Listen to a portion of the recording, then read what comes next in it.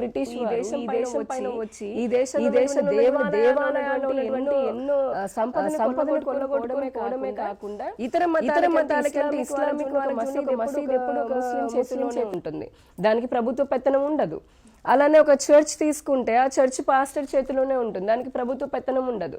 వాళ్ళు ఒక single rupee కూడా ప్రభుత్వానికి కట్టరు.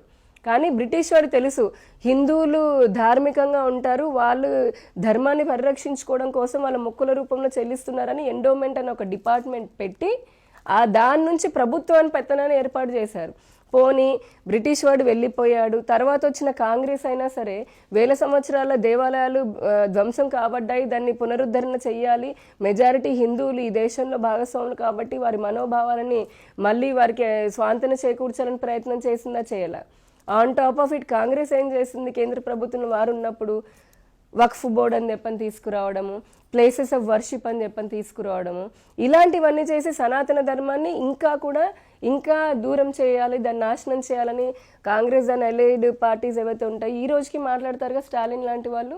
వి విల్ ఎరాడికేట్ సనాతన ధర్మం. నువ్వెవడు ఎరాడికేట్ చేయడానికి?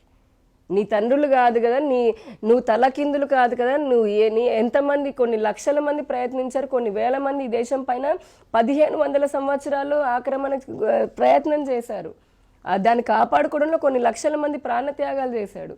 ఇంత పూర్వమైనటువంటి సనాతన ధర్మాన్ని ఎవడో ఏదో చేస్తాము అని కాదు. ఈ ఎండోమెంట్ పైన మేము పోరాటం, అంటే విశ్వ హిందూ పరిషత్ పోరాటం చేసింది.